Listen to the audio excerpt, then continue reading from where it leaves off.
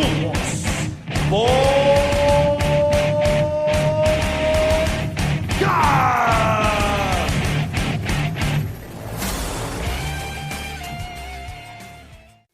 Welcome, Rudo Nation, to another episode of the Rudos Podcast. I'm Jay.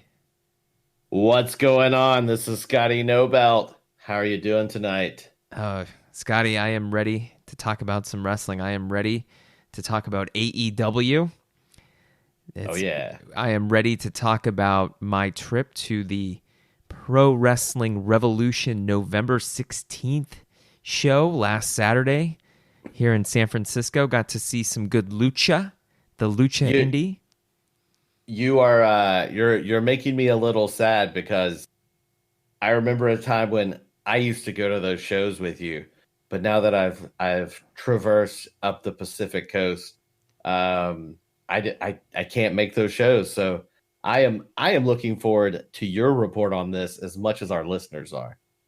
You were there in spirit, Scotty. You were there in spirit.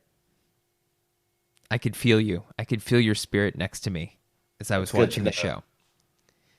Yeah, we've got that. We're going to also take a look at some of the best wrestling merchandise out there right now.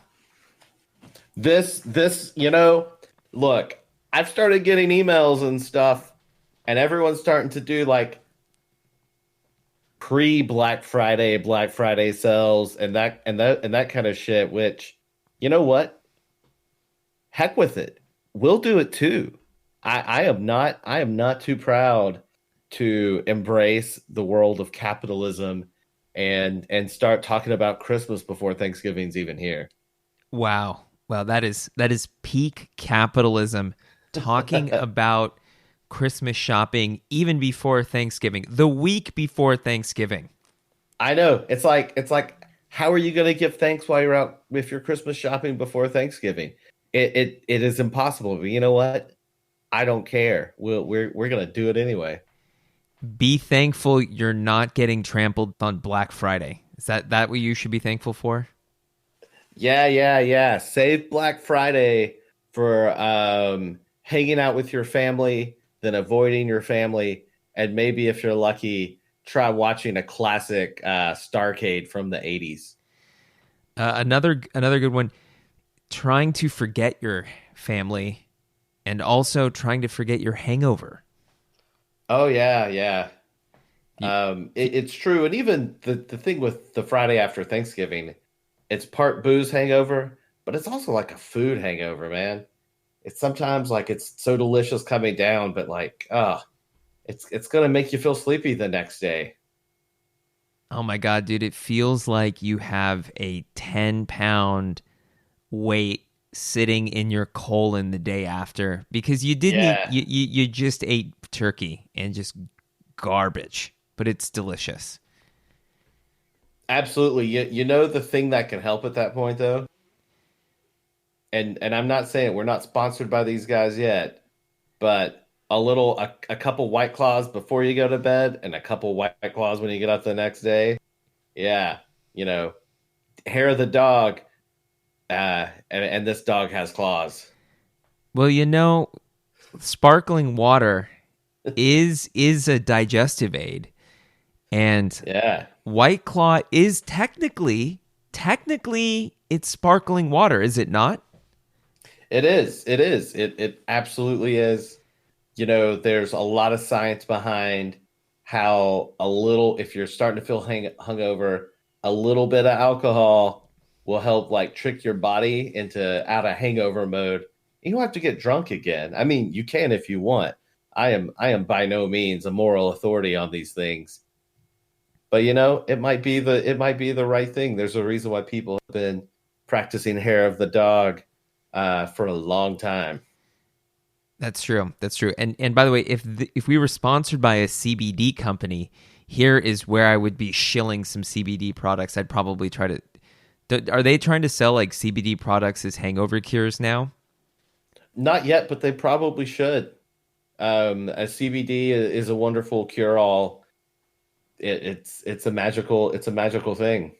It is. There you go. CBD company sponsor the Rudos podcast. We'd be throwing out some promo codes, but alas, Alas, Yeah. Scotty, we are not sponsored by neither White Claw nor a CBD company, nor even my personal favorite here, Strong Zero. That's right. I mean, and just so you know, we are open to any opportunity to help connect Rudo Nation with wonderful things that we enjoy also.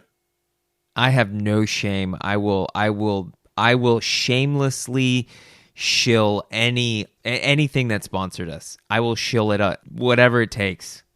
Yeah. We know, like things that people need, we're connectors, right? We are going to make the right connections for you. Not only do you get to hear amazing wrestling opinions and analysis when you listen to the show, you get to hear about things that are going to change your life. We're changing lives here, Jay. Wow. Changing lives for Rudo Nation here at the Rudos podcast. It's true. And insert product here will change your life. See, look, there you go. That was the plug. That was it. That was the say. That's it. Yeah. That's what we're about. Pro wrestling and changing lives. Pro wrestling and changing lives here only at the Rudos podcast. All right, Scotty. So we're ready to, well, before we start talking about wrestling, I do want to give a shout out because I promised Steve, who's not with us tonight, I wouldn't start talking about the weird Brandy Rhodes dream that I had where I was working as a handyman and trying to convince her to let myself and my dad have a match in AEW. I don't know what that's about. Like, I think it was like weird moving stress dreams, but I told Steve I wouldn't talk about it, so I'm not going to. We can jump into actual wrestling. You kind of already talked about it. Oh, sorry. It's okay. Steve will forgive you. Please forgive him, Steve. AEW. We had a fun little episode on TV this week. Definitely ranked up there as one of the best AEW television episodes so far. AEW Dynamite. Man, it opened with a banger of a match, a way to kick off the 2-hour show. Nick Jackson, $1 against Phoenix, one half of Los Lucha Brothers. If you were doing math, you might think that this match could only be half as good as a Young Bucks versus the Lucha Brothers match. But, oh no, that was not true at all. No, you would think that, hey, we're only getting half the participants. It's only going to be half the match. False. Fake. No, this match was fucking good. Yeah.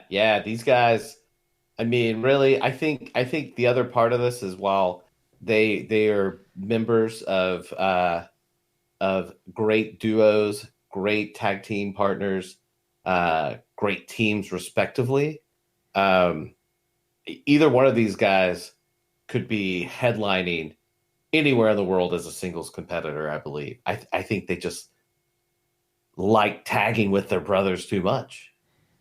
Well, Phoenix did have a strong singles run in Lucha Underground. He had some great singles matches there. Penta was a fantastic singles wrestler, has had a number of great singles matches. So, yeah, both of them are known both as singles competitors and as a tag team. The Young Bucks, not so much. That was Nick Jackson's first singles match since he participated in New Japan's 2015 Best of Super Juniors tournament. So Nick and Matt, not really known as singles competitors. I'd seen a couple of their singles matches in old PWG. I was not terribly impressed. But man, Nick really brought it tonight. You got to say, he's had a ton of experience wrestling Phoenix, right? As part of the tag team. So he does have some chemistry with him. And it turned out to be really, a driving factor in what made this such a good match. This was great. They were kind of doing some competing, dueling rope work there, doing a little fancy footwork on the ropes. Mm-hmm. I saw a really good comment too, and I think this speaks a lot to like Nick Jackson's, really hit his professional wrestling IQ, where like he kept looking to tag his brother, and his brother wasn't there, and I'm just like, oh yeah, this guy is excellent. He's really good on a whole lot of levels. Yeah. And again, for not being a singles competitor really at all in the past half decade, even longer than that, he put on a great singles match. I mean, you think that's his first singles match in over 4 years, 4.5 years, and he puts on such a good match like that. Wow. Impressive. So we had that. We had some other fun moments on Dynamite. There was the Battle Royal, the Diamond Dozen Battle Royal. When I saw that's what it was called, I thought like, oh man, there's just a little bit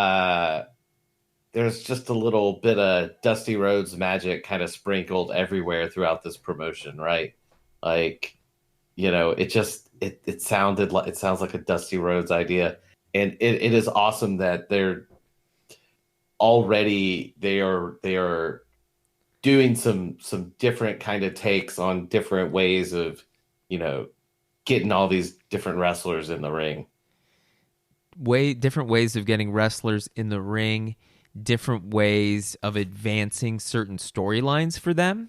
It was pretty well done, I must say. I mean, they did have a lot going on, a lot of kind of run-ins and stuff, but they used the Battle Royal as an opportunity to set up their new storylines, and it's good. It is kind of a logical, sort of way of advancing some of these feuds.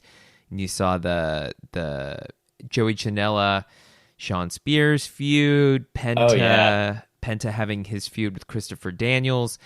They did touch on a number of feuds in this match and used it to advance them. Do we think we have a new future feud coming out of this also? One that in a million years I never thought was possible. It's bizarre. I want to see some Orange Cassidy versus Billy Gunn action now. That was like two of the most polar opposite, professional wrestling universes colliding in that ring right there. Yeah. The Attitude Era versus the non-Attitude. The modern era. Yeah. Gotta say, Orange Cassidy, his reactions, people fucking love Orange Cassidy. People really, really love Orange Cassidy. There's something about him. You watch him and like the first time, I remember the first time I was like, what is this guy's deal? And the more I see him, the more I'm like, oh yeah, this guy is awesome. I saw an interview with him recently. Again, awesome. Like he is, freshly squeezed, and it's good. It is good stuff. I really do like Orange Cassidy. I'm glad to see he was able to get over with fans. People were pretty worried, I think, when he was originally signed, that the gimmick wouldn't work. The gimmick wouldn't be able to get over with the crowd. It may be too comedy heavy, but AEW has done a pretty good job of utilizing him so far. We do see some Orange Cassidy costumes in the crowd in a lot of the crowd shots, right? Yeah. People really like Orange Cassidy, and it's an easy costume to do. You get, jean jacket, jeans, white t-shirt, sunglasses. You're in. Boom, you get those, you're done. You're Orange Cassidy. Your Orange Cassidy Yeah. costume right there. Right there. You Yeah. know, and the thing is, the good costumes, people don't just put on the jean jacket. They put on the Orange Cassidy attitude. They do. You have to have that lackadaisical attitude if you're going to be dressing up as Orange Cassidy, right? Yeah, like you literally have to figure out how to not give a shit about anything. It's a great feeling when you don't give a shit about anything, isn't it? Apparently, I mean, maybe that's why people like him so much and like dressing up like him. They're like, man, this is awesome. I feel like I need to start doing that in my regular life and to give less of a shit. Maybe that'll help. Yeah. Just there you go, folks. Improve your quality of life. Give less of a shit, just like Orange Cassidy. Great life role model. Yeah. So we also got another meeting in this match. We got the meeting of the asses in this match, Scotty. Oh yeah. The two most famous asses in AEW. You had Sonny Kiss and Billy Gunn. And Billy Gunn, he is an ass man, is he not? He is. He is. He is an ass man. He was very impressed with Sonny Kiss's moves. Sonny Kiss busting out some twerking in the match.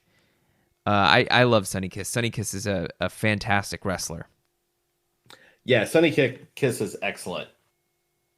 I am really glad to see that Sonny Kiss has apparently developed a mentor or is the mentee of Dustin Rhodes, and it is something that you would probably have never imagined in a million years. Wow, Dustin Rhodes would become the mentor to Sonny Kiss, but no, it has really happened. Like they're working together on Dustin's like coaching Sonny and stuff, and it's really cool to see that, and it's really cool to see Sonny Kiss get some of these spots here in AEW, some highlight spots, and hopefully we get to see some more Sonny Kiss matches in the future.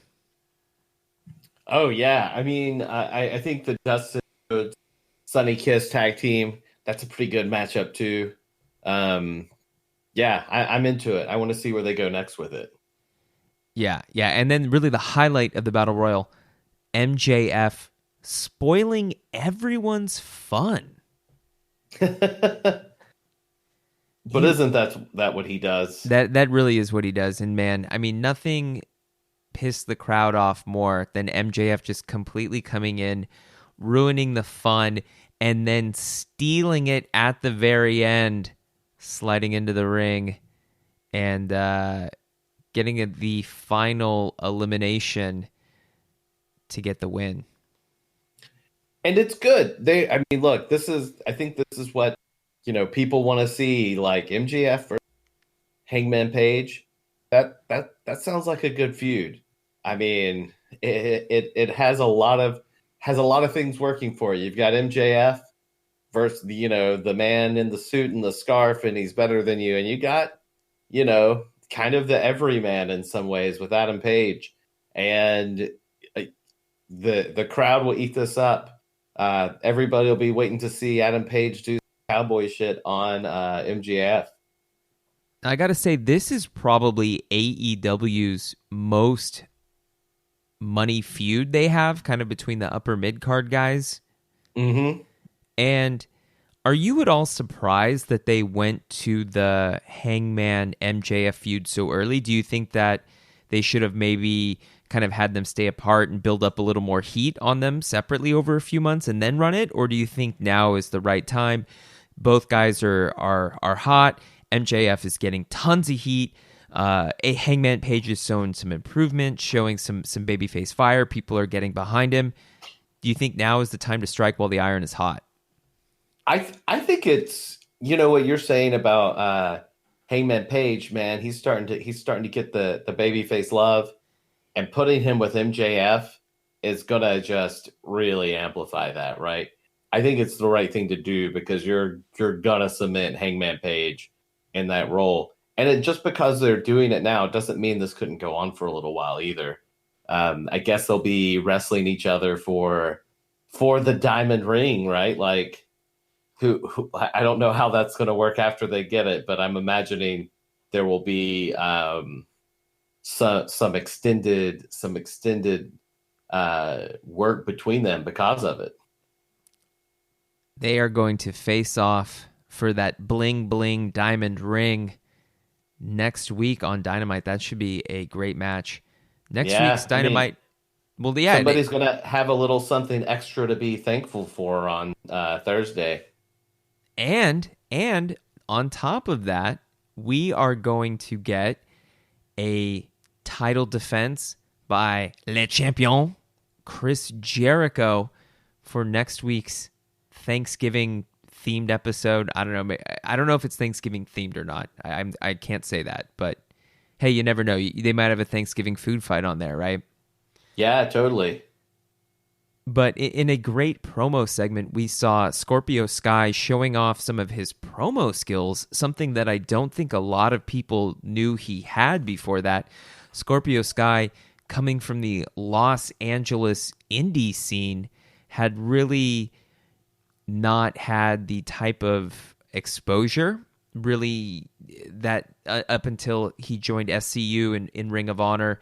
And then now in AEW, he's actually getting some serious promo time, getting to work a title match against Chris Jericho for a guy who just a couple of years ago was really just a veteran on the SoCal scene, was really only working in the Southwest region, wasn't even working any big national promotions. Really, at that time, he was probably best known for his work in PWG up until that point, in early PWG and into the late 2000s. He didn't have many appearances even in PWG much after like 2010, 2011. So he'd really fallen off the radar after that. And then now, going from falling off the radar in PWG, working those SoCal indies, he's now getting a title shot on television against Chris Jericho. That is quite a big leap for him, and a lot of people are hyping him up. They're hyping up his promo skills, his in-ring ability. This is a huge opportunity for Scorpio Sky to really cement a spot for himself and make a name for himself on the national stage. I think he's got main event potential.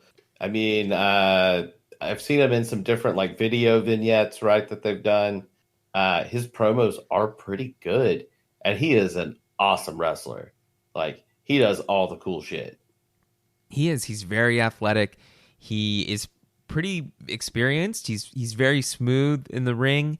He, can even do a good mix of strikes, high flying, all that stuff. He does have the talent in the ring. Seemed to do well on the promos against Jericho. I mean, especially when you consider that Jericho is such a veteran. Jericho pulling probably some improv lines on there, and Scorpio Sky was able to roll with it. He was able to really keep up with Jericho on the mic, and I loved that little bit in that promo where they used reverse psychology on Jericho to get him to agree to the singles match and to put the title on the line. It's excellent. And as we were talking about, AEW is getting their money's worth out of Chris Jericho. I mean, we saw him make a little bit of a comeback with New Japan. Was that a year ago? A year and a half ago? Year and a half ago, yeah. Yeah, like he had kind of been out of wrestling for a little bit. He comes back with a new persona. This is not even the same Chris Jericho we saw in New Japan. But like you're like, all right, so they're AEW's making him really kind of their centerpiece. And man, he is crushing it. He is so good. I mean, not only is he still great in the ring, he is really, really relishing the snarky heel role that he has. He is fantastic as the smug jackass heel, and he really showed his versatility, kind of playing a couple different roles as the heel, even yesterday, kind of being the smug jackass heel, being the chicken shit heel when things kind of got crazy. He's like, "Oh, I'm out of here." Especially when Luchasaurus He's came to the ring. yeah, he's got a bodyguard. Yeah. Like he's got it all. It is excellent. I love it when he comes out. Fantastic. And that backstage segment that they did with him, it didn't even make television. AEW posted it on their Twitter, Instagram, and they put it up on YouTube. It was hilarious. It was just Jericho pretty much walking backstage and doing improv for 5 minutes, right? Yeah, he's I mean, he is a really talented dude. I mean, obviously he's in a band, he does all kinds of different stuff, but that was hilarious, and just just getting to see somebody do that, like how is that? I mean, actually, it might be funnier than some of the stuff we've seen from Saturday Night Live lately, honestly. Yeah, that whole segment, and especially the Marco stunt part. Oh my god, I was rolling laughing when I saw that. I mean, you know what? In some ways, Chris Jericho said some things that I was probably already thinking. He did. He did. The whole thing was really funny. Why do you have your son here without a shirt on? Get a kid. You're gonna catch a cold, kid. Get a shirt on. And then trying to get the ID from Marco Stunt, right? Trying to card him. Oh yeah, that was hilarious. Actually, when he asked him how old he was, or like when he was born, and Marco Stunt replies with the date. Let's see. Shoot, I'm not even going to be that he was born in 1996. 80. Yeah, Oh, 96. 1986. No, 96. 96. 96, Yeah, yeah. yeah. Man, you're going to make me feel old too. That he was born in 1986 or 96, and Chris Jericho does the math and is like, "Oh wait, that is 23." Like, "Oh shit." Like, Yeah. Jericho he was laughing. He's like, "Ha!" And then he did the math, and he was like, "Oh wait." Yeah, Jericho was probably still wrestling Juventud, also when Marco Stunt was born. Probably even when he was conceived. Yeah. Yeah, maybe Mom and Pop. Well, let's not get into what Mama and Papa Stunt were doing back in the 90s. Let's keep going. We also had a great main event, and again showing how AEW has built a number of potential main event stars. Darby Allin came out against Mox, and man, Darby, like I just said about MJF and Hangman, one of the potential main event stars, probably right now you would say mid-card, upper mid-card, but the potential to be a future main eventer, a really young wrestler in his early 20s coming out of where you are now, the Pacific Northwest. And he had that really cool intro to the match, dragging the body bag, right? That video was excellent. Yeah. I want to know who's helping put some of those things together, because I thought that was fantastic. He linked the guy on Instagram. I don't know about Twitter, but I did see he put the videographer, whatever, the producer's name on his Instagram post. I think it's a guy that may work with Joey Janela or something, or may have done some of the GCW promo videos, but yeah, it was a cool video, cool entrance to the match, coming in the body bag and then unzipping himself out of the body bag and then having a great match with Mox. And man, those two guys really went at it. Darby just again showed that he is a star. I mean, you look out at the crowd and you see those kids and teenagers and kids and adults, all of them painting their faces with that half skull, right?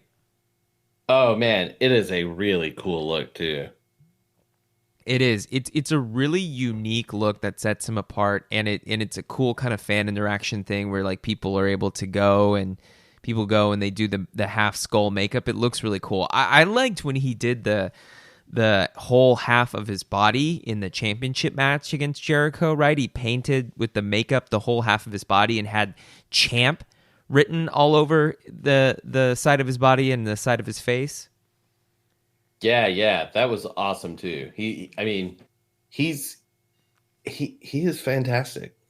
He is, and he's got a lot of like kind of cool potential stuff he can do with the skull makeup, right? Oh yeah, and he's got the kid has mojo, man. In addition to being extremely nimble and extremely quick on his feet, like I'm having trouble thinking of a wrestler I've seen in a while where I'm like, I just think he just moves so quickly. It looks very effortless. Yeah, he has to be one of the fastest, quickest wrestlers. I should say quickest, not fastest, but one of the quickest wrestlers in all of professional wrestling. Probably up there. I'm trying to think. Hijo de Vikingo. I mean, I think the really, really fast guys, I think a lucha guys, Dragon Lee, I'd probably be up there with Dragon Lee for pure quickness, right? Mm-hmm. I mean, I would agree, yeah. Yeah, you've seen Dragon Lee live. I mean, how fast is that? He's just a blur, right? Absolutely. Yeah. And I have not had the pleasure of seeing Darby Allin live yet, but I have to imagine it's similar. Yeah. I mean, Dragon Lee has that quickness, that explosiveness, and Darby. I mean, you look at Darby, he has a much different body type than Dragon Lee. He's a little bit smaller, a little bit leaner, but he still has that quickness, that explosiveness, and he showed it in the match by immediately starting off with a tope suicida onto Jon Moxley, and it was so cool how he came out from between the ropes, hitting Moxley as Moxley was coming to the ring, and it was just like Moxley had been hit with a bullet, like an arrow. He just right through the ropes onto Mox. All right, just remember, no spoilers here. Oh, okay. Okay, that's right. I can't. Well, I'm a little Rudo. Being a little Rudo here, spoiling a little bit. I get it. Fans, you should watch this match, and so should I. Yeah. Scotty still has yet to catch up on it, but man, it was a great match. Really showed how Darby has become a star. I won't spoil the finish, but goddamn, it's a damn good finish. It had me saying, "Oh shit!" It really got me going. And now, see, it's hard. It's hard to talk about the finish and not give it up for you. You know. Let's just put it this way: the finish had me saying, "Wow," and I can't wait for the rematch. Sometime down the line, I will be very excited to see Darby Allin face Jon Moxley again, and I think a lot of people out there will too. You have got me pumped. I'm gonna try to watch it tonight. There you go. I promise. Hey man, that is all I can ask, and I gotta tell you, I give it my endorsement. So we're gonna switch gears here a little bit.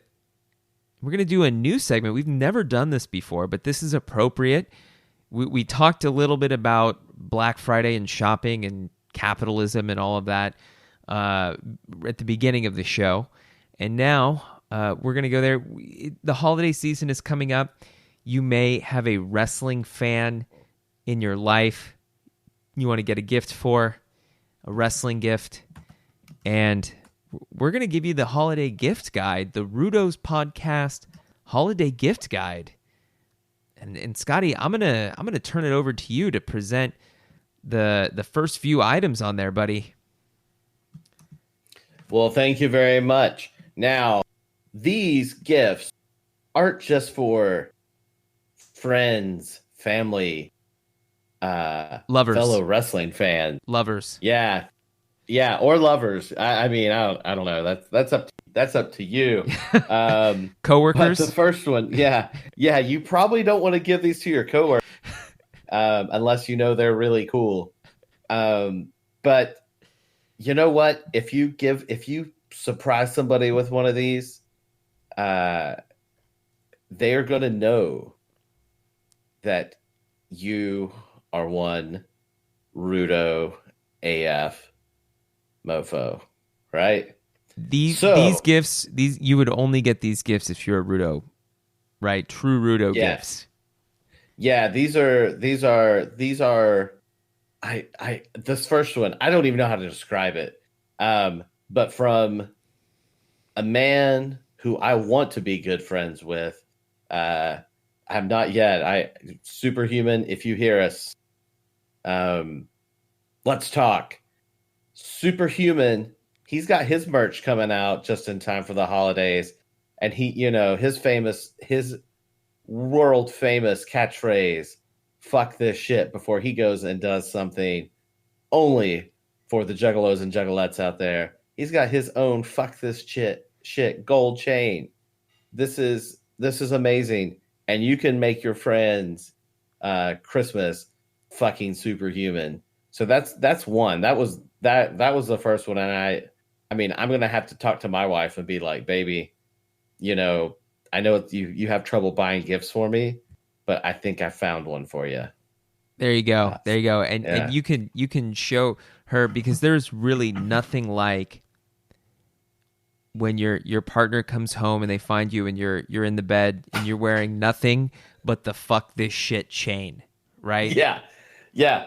I mean, it is so applicable. I mean, maybe she comes in and you're standing on top of your kitchen counter ready to dive onto a microwave with it. You know what? You never know. It's the gift that keeps giving. It really is. If you buy somebody in your life the fuck this shit chain and hoodie set, they will never forget it. It will be a Christmas that person will never forget. Absolutely. Next thing, if you want to accessorize this gift, Hangman Adam Page, maybe the best little catchphrase slogan I think of the year. When he said that he was here to do some cowboy shit, and now it's emblazoned on a t-shirt. You can pick this up at prowrestlingtees.com. You too can have a shirt that says that you're here to do some cowboy shit. And between doing cowboy shit and fucking this shit, maybe someone's gonna have a shitty Christmas, and I mean that in a good way. Get the people that you love a shitty Christmas by Yeah, buying them the Cowboy Shit T-shirt and the fuck this shit hoodie and chain set. yeah, it's super practical. Now, um, here's something that is maybe for one of those people in your life who maybe you don't actually really like them that much, but they like wrestling, and you want them to stay warm. Right now, you can get a Dean Ambrose Return to Society scarf from the bad three-letter company right now for cheap. It's on clearance. I'm kind of surprised they're still selling them, but they must just be needing to unload the inventory. Yeah, they got to clear some space in the warehouse, and they're selling the Dean Ambrose Return to Society scarf for the low price of $7.95, normally $24.99. I mean, they're basically giving it away. What do you think that scarf feels like? Would you, on a scale of like sandpaper to the world's finest cashmere, where would you rank the material quality of that scarf? I'm gonna guess that that scarf in particular is somewhere in the sandpaper zone. Somewhere in the sandpaper. That's pretty low on the zone, man. That's low on the Yeah, scale. I mean, but would Dean Ambrose, now John Moxley, have it any other way? That's true. It wouldn't be very like much. Your warmth comes with pain. That's true. It wouldn't be Jon Moxley if the scarf wasn't so abrasive. It tore your flesh and caused you to bleed when you put it on. Absolutely. And you can use it as a weapon if you need to. That's true. That's true. That would have been a good crossover merch opportunity for him to use it as a weapon in a match, right? Like just rubbing it on the guy's head and he pulls it off and the guy's just bleeding everywhere, right? That would be very Jon Moxley appropriate, wouldn't it? Absolutely. Absolutely. And I got to tell you, and I asked that question because the one time I bought bad 3-letter company merch, I went to the NXT show in San Jose before WrestleMania. I think it was like, what, 2014, 2015, 2015? Yeah. I remember that. Yeah. I went there and I bought the Sami Zayn t-shirt. So I like Sami Zayn. He was kind of cool. You know, I don't know. I actually, no, I take it back. I didn't even really know who Sami Zayn was at the time. I just bought it because like it was the only thing they had in my size. They sold a lot of merch. They sold a lot of merch. Jogged my memory thinking about that when I was like, wait, no, I didn't know Sami Zayn at all. So I buy it, and I got to tell you, man, the material quality of that t-shirt was maybe a slight improvement over burlap. Like, you know, oh my God, it was terrible. The material, it was the worst quality material I'd ever seen for a t-shirt. And I mean, I'm talking, it's worse than like the $2 to $3 or $4 whatever Walmart special t-shirt that you get. I mean, it was worse than that. It was awful. And I want to say, I know this, Jay, coming from you. You're a man who appreciates a good t-shirt. We sell some really good t-shirts over at ProWrestlingTees.com. You can get your Rudo's merch there anytime you like. I know how important it is for you to have a quality t-shirt. Oh, it is. I am a t-shirt connoisseur, and I can tell you the Rudo's podcast t-shirts at ProWrestlingTees.com/Rudo's podcast are excellent. Get the soft blend shirt. Go one level up on there. I'm telling you, it's great. We've got that really cool Dia de los Muertos logo, Rudo's podcast logo shirt. That's a really cool one. And it's so cool, like people wouldn't even know that it's a wrestling shirt. Like if you wear that, somebody's going to say, holy shit, that shirt is fucking awesome. Where did you get that? And then you're going to have to tell them it's a wrestling shirt. Then you're going to have to admit that you're wearing a wrestling shirt, but it's okay. It's okay. It's a wrestling shirt that's so cool, you could wear it in public and people wouldn't think it's a wrestling shirt. How is that? It's a bonus. It is a huge bonus. So ProWrestlingTees.com/Rudo's podcast. Get one of the shirts, support the show, and get a shirt so cool, people don't even know it's a wrestling shirt. People don't think it's a wrestling shirt. I want to say, like, while our shirts are good, we're not putting them on the gift guide list, right? Like you should buy those for yourself, and buy them all. And we're not going to be that biased, right? But Jay, you shared with me one of the most amazing finds I've ever seen. And if you really love somebody, this gift is for you to get for someone else. That is right. If you really, truly care about someone, you will get them the Liger Punpun cap. What is the Jushin Liger Punpun cap? Why, it is a red velour cap that goes over, and it has the two little horns that dangle on the side, or the two little ears kind of that dangle on the side. If you squeeze them, the horns pop up. It's amazing. I have one. Check it out. I think I posted a picture on the Rudo's podcast Instagram of myself wearing one at King of Pro Wrestling in Tokyo, where I bought it.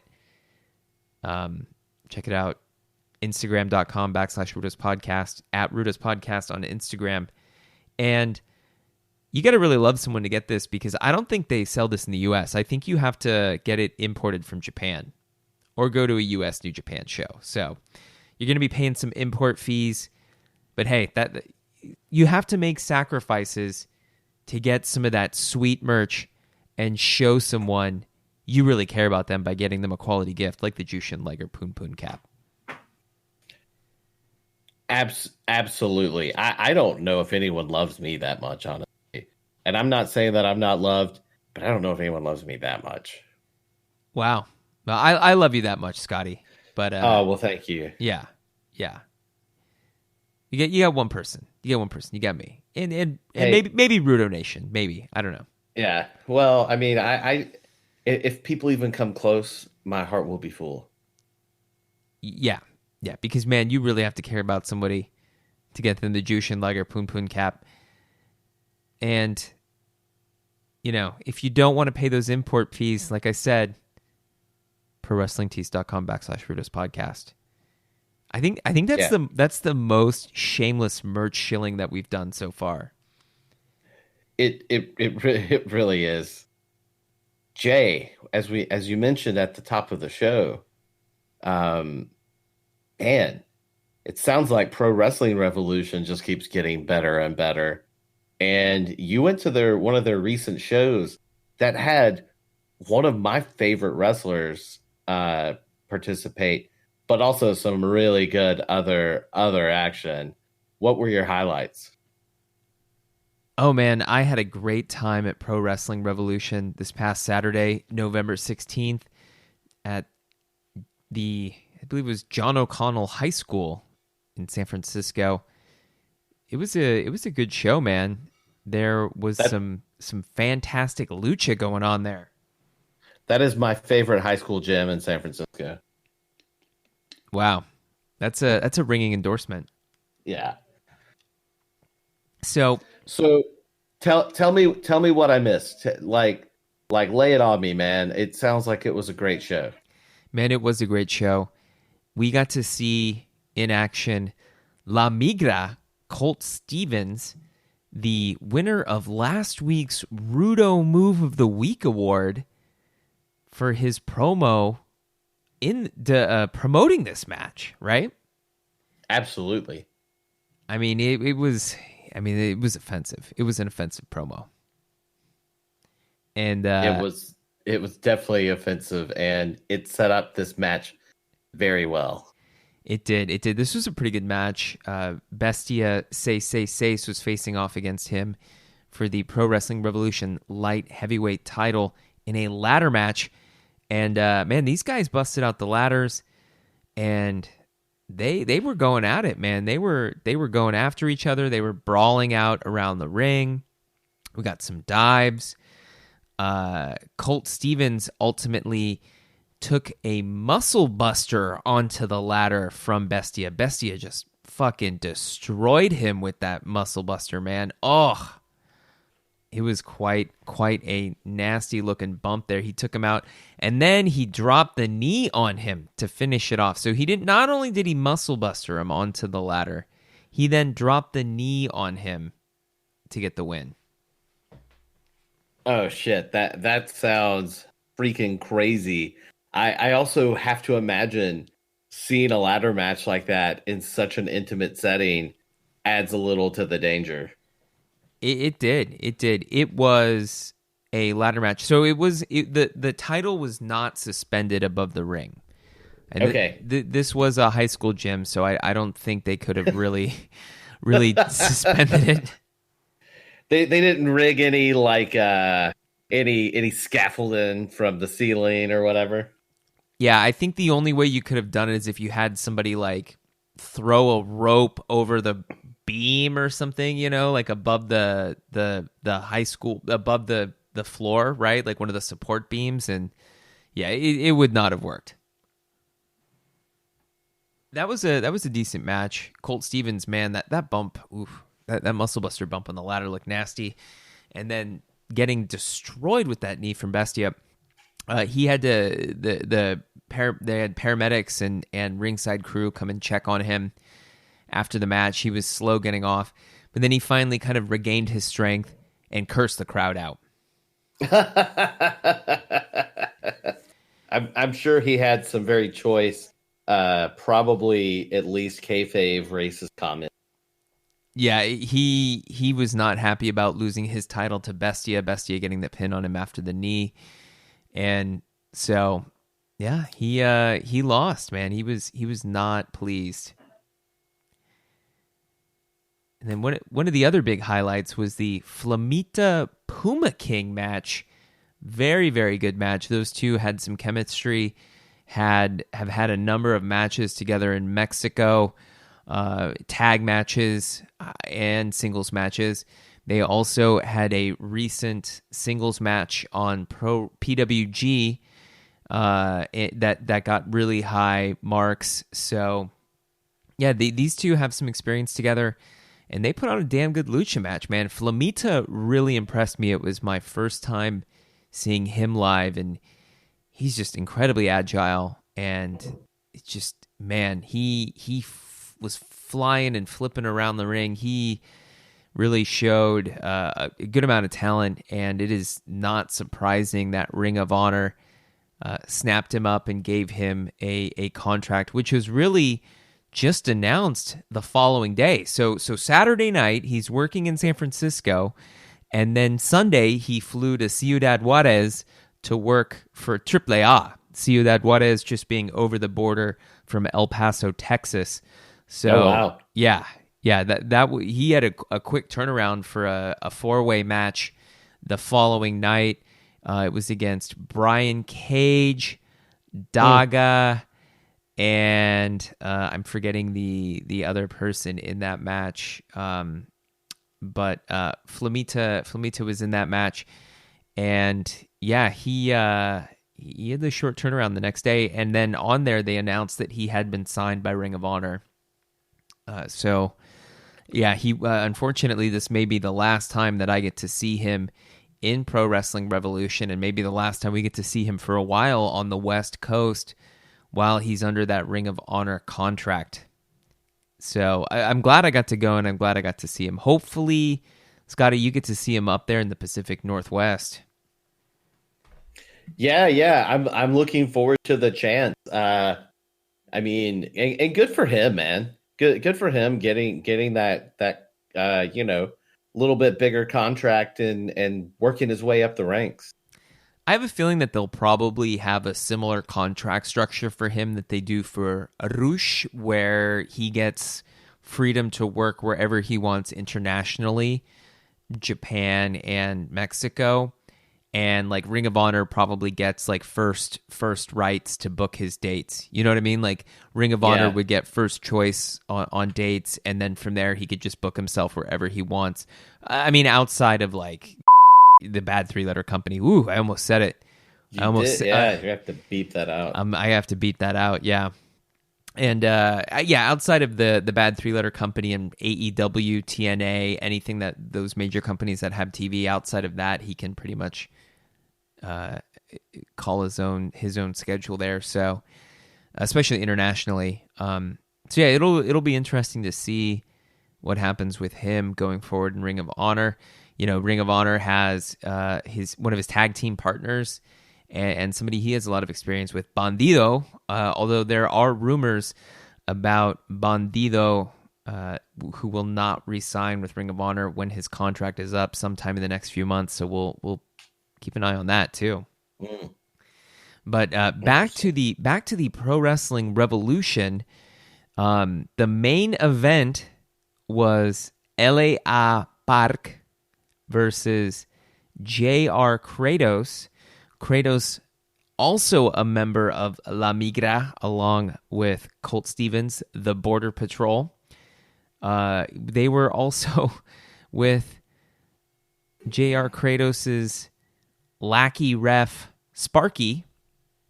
And Sparky, the Rudo ref, doing a modern take on tirantes, the famous Mexican ref, tirantes meaning suspenders in Spanish, and so Sparky also wears suspenders in homage to the famous Rudo ref. And man, I gotta say, this match was really, really good. Might have been one of LA Park's best singles matches this year that I've seen. he looked spry. He looked much better than he had in some of his recent appearances that I'd seen him. I think he had a few injuries that were nagging him, and he seems to have recovered a bit.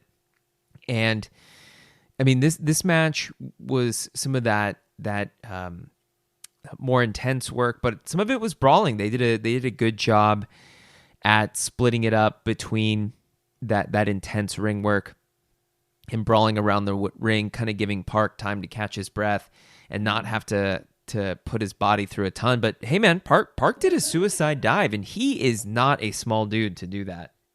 No, that's part of the beauty of LA Park, right? Like he's been doing this for a long time. He's bigger for a luchador, but man, he's still got the moves.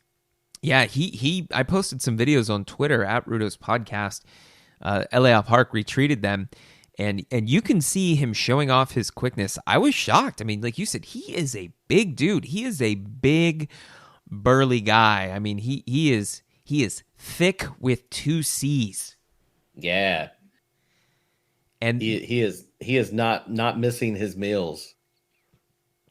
No, not something you could accuse the chairman LA Park of. So he did work a pretty good match here against Kratos. They brawled out into the crowd twice. Not once, but twice they brawled out into the crowd. And the second time, LA Park threw a recycling bin at JR Kratos. So when you told me about this, my first thought was like, whoa, that's crazy. And then I thought like, oh, maybe LA Park needs to like change his gimmick. Like, how do you say recycling bin in Spanish? To recycle is reciclaje, reciclar. I don't know. I usually just see it as like reciclaje is like the thing that you see on the side. I mean, maybe that's his thing. You know, he's not going to be the chairman anymore. He's going to be the man of recycling bin. Or maybe if you don't recycle, then he hits you with the chair over the head. Oh man, I bet that's the thing. I bet Kratos does not recycle. That could have been it. JR Kratos not recycling angered the chairman, drew the ire of the chairman, and got him riled up, man. I gotta say, props to the Pro Wrestling Revolution security during these brawls, because these LA Park brawls in the audience are very unpredictable. We've seen a lot of his brawls in Mexico can get straight up crazy. I mean, he's like breaking beer bottles and throwing beers, and shit gets crazy in some of those brawls in Mexico, man. It's why we love him. It is. And I got to say, the security team, they did a really good job keeping the crowd safe. There was a lot of kids out in the crowd. There's a lot of families out there. And the security guys did a great job. I think they work with New Japan Pro Wrestling. They are the ones who kind of provide some of the security and assistance and logistical assistance for New Japan when New Japan comes into town and runs in the Bay Area. So I think they kind of got that training from New Japan, because they moved a lot like the New Japan Young Lions, where like they get in the way, they yell, they stick their arms out, they form basically a human wall between the action and the crowd, which is probably the best thing to do, right? Because like you've got to give the wrestlers a little bit of space, and even just a foot or two of space from the wrestlers is going to mean that there's going to be a way lower chance of somebody getting hit by something flying, right? Absolutely. And again, as we mentioned, this was in a high school gym. It's pretty tight quarters, so having these the ability to have this action spill out into the crowd is great, but man, there's not a lot of room for error. No, there is not. There is not. I mean, you can see, I took one of the pictures. You can see kids all around the action. Thankfully, like I said, the security team was doing a good job keeping him back. But yeah, I posted a picture on Twitter. It was a little tough to get my camera not really set up for those types of action shots. My camera's more set up for video. So the recycling bin was a little blurry, but you could see LA Park's face as he like kind of behind the recycling bin. So check that out. I'm glad that they were able to do the full on lucha brawl, throwing stuff, getting real crazy, throwing each other through chairs, throwing each other onto tables and stuff. They like Kratos got thrown on the merch table. Like they were just going back and forth. There was also even a spot where Elliot Park grabbed JR Kratos, who's not a small dude, by the way. JR Kratos is a big dude. You've seen him before live. Yeah. He is a big guy. He's got huge shoulders. He's very got a big upper body physique. I mean, he's got to be close to, what would you say, close to 250? Oh, easy. Yeah, Kratos, I think he's about 230 to 250. So he's not a small man. And LA Park, so LA Park had been tired of the Rudo ref antics, tired of Sparky's antics. So he whipped Sparky with his belt. He then poured water over Sparky, ripped his shirt off, poured water on his back, and then smacked him on the wet back with the belt. Oh my God. Oh man, the crack of the sound from that. I have it on video. I'm gonna have to post it on Instagram and Twitter. The crack of the belt was so loud. You could just hear, like my flesh just stung hearing that sound. Brutal. Yeah, just that, like that sound. Like if if everyone ever just kind of smacks you when your skin is wet, like getting out of the shower or something, right? When you're a kid, you kind of do dumb stuff like that, right? Or getting out of the pool. Oh yeah. Yeah. Oh, getting that wet towel action. That wet towel. Oh God, getting snapped with a wet towel was like that. Oh. So after whipping Sparky like that, so Sparky, Rudo ref, not only did he get whipped with the belt, Elliot Park then beats him up a bit, rolls him out onto a table on the outside, and then vertical suplexes 250-pound JR Kratos onto Sparky, and Sparky was laid out on the table. So the table suspended between the ring and the guardrail, so the table broke. But man, I would not want JR Kratos suplexed onto me. Absolutely not. He is a big dude, as we. Yeah, he is a huge dude. I mean, you just get squished. Oh my God, like that was nuts. That suplex was nuts. And props to Sparky for taking that bump, man. That doesn't look like a fun bump to take. And the thing is about Sparky, right? Like we have watched him referee a lot of matches, so it seems like he knows what he's doing. I don't know if he expected to be getting into something like that, though. I don't know, man. He did get into the match. He punched Elliot Park a few times. He did directly interfere. Whoa. Yeah. So he brought it upon himself. I mean, he getting involved in the match against the chairman. Oh, and maybe, you know what? I just thought of this, Scotty. What if Sparky didn't recycle either? Oh God, that's probably it. Like man, you've got to recycle. That's it. That's the reason Sparky didn't recycle, and so that is what earned him the wrath of Elliot Park. Don't they realize that climate change is real, and we got to do everything we can? We got to recycle, compost, sort your trash correctly, or Elliot Park is going to come and beat the living shit out of you. Yeah, I mean, even Rudo's recycle. Even Rudo's recycle. Yes, exactly. So, it was a good match. And then, of course, there was a bit of a screwy finish, and Kratos got the win on Park with a quick roll up after also hitting him in the balls. So, yeah, real Rudo-ness there by JR Kratos in his match against Elliot Park to steal a victory from the chairman with a shot to the old mommy daddy button. Los huevos. So yeah, that was it. I had a fun time at Pro Wrestling Revolution. Always have a fun time when I go. Really, really cool to go and see local lucha indie wrestling. It's feel very grateful to have it. Hopefully, Scotty, I will have to look and do some research and see if there's some lucha indies up by you that you and Steve could go to. Absolutely. I will. I look forward to trying to make that happen. Yeah, man, you and Steve got to go to a show up there and do a report.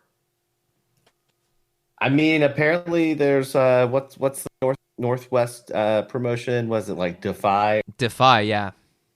Yeah. I'm totally gonna have to look and see if there's a show they're doing anytime soon. I can go check out.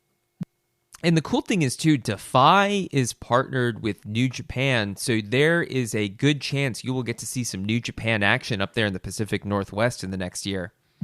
Oh, that is great. I mean they hosted, were one of the host cities for the return of the Super J Cup this past, was that over the summer?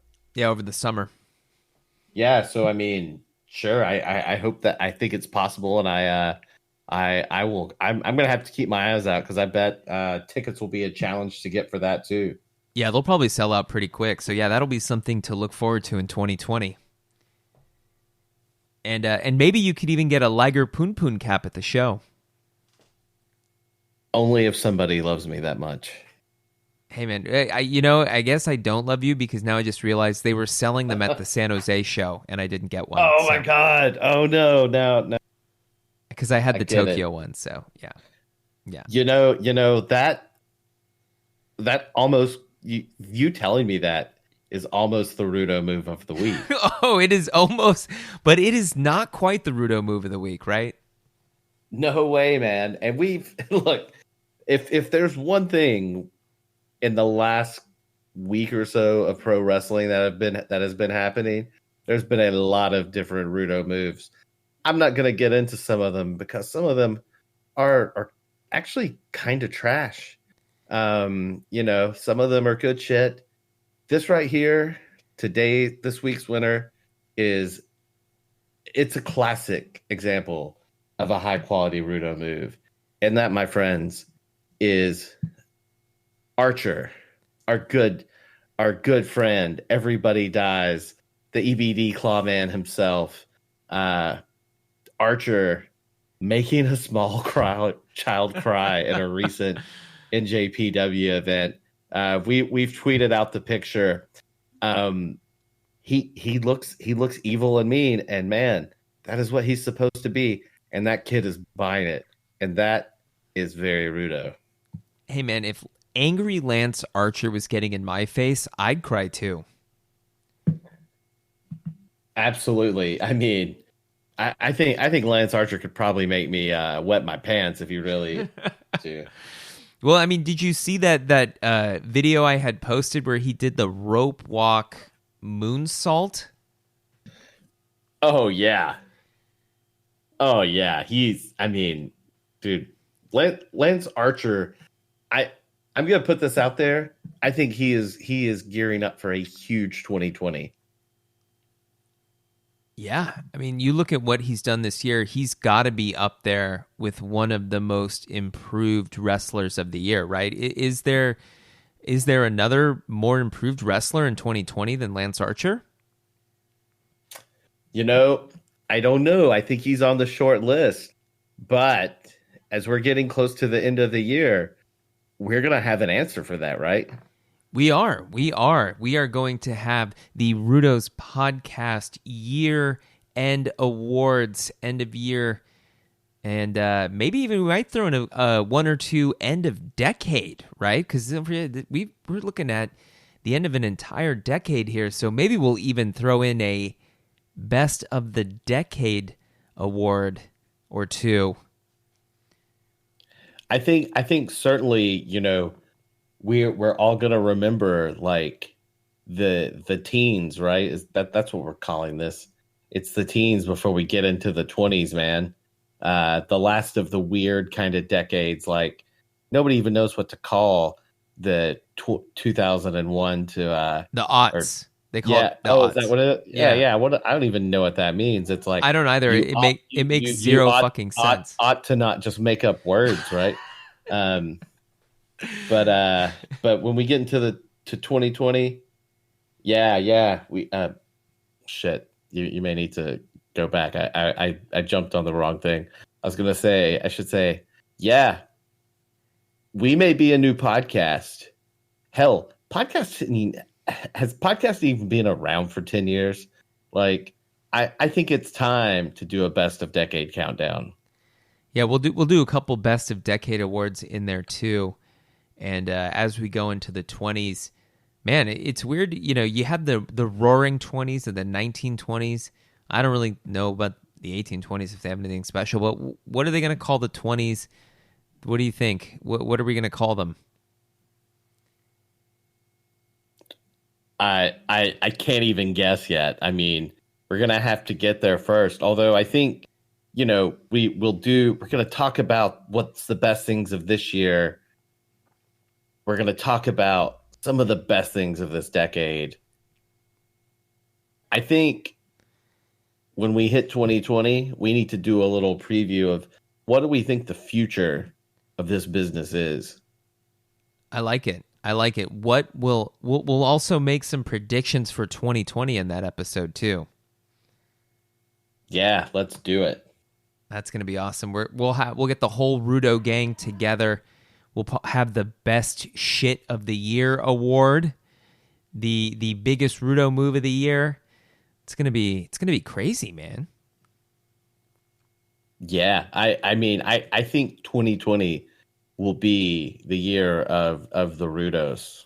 That's right, 2020, the year of the Rudos.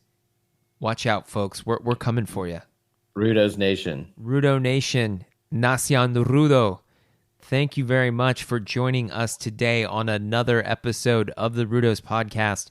Check out all of our episodes at rudospodcast.co, Spotify, Apple Podcast, Google Podcast, Stitcher, iHeartRadio, wherever you get your podcast from. Check us out, rate us on there, and subscribe to the show to get that awesome Rudos Podcast content. You can also follow us on Instagram and Twitter at Rudos Podcast. If you like what you hear, support the show. ProWrestlingTees.com/Rudos Podcast. Get that sweet Rudos Podcast merch with that awesome Dia de los Muertos t-shirt that no one will ever know is a wrestling shirt, folks. So pick that up. You'll just look cool. You will look amazing. People will ask you where you got that shirt from, and then you have to tell them ProWrestlingTees.com/Rudos Podcast. You have to say the whole thing. It's required. And then to see our live streams, twitch.tv/Rudos Podcast, and check out some of our videos. I have my interview with Alex Coughlin, the NJPW Young Lion, up on the Rudos Podcast YouTube channel. Go on YouTube, search for the Rudos Podcast, and check it out, where I interviewed him after the Showdown in San Jose show, and he talks about what his favorite parts about Japan are, training with Shibata-san in the LA dojo, and the most important question of all, who's the hardest chops in the LA dojo? Find the answer out. Check out the video on the Rudos Podcast YouTube channel. Scotty, my friend, thank you so much for joining me this evening. Jay, as always, thank you for having me. My pleasure. I love our chances to chit chat about the happenings of the greatest sport on this planet. It is always fun talking wrestling with you, amigo. Great to have you. Great to catch up. We haven't had a show with just us two in a while. It's been a while. It's been too long. It's been too long. Absolutely. So with that, Jay, again, thank you. Hey, everyone out there in Rudo Nation, thank you very much. Stay safe over the next week of the holiday season, man. We'll be coming back at you real soon, as long as you survive Black Friday. That's right. Survive Thanksgiving, survive Black Friday, survive that hangover. Check us out. Rudo Nation, Nacia no Rudo.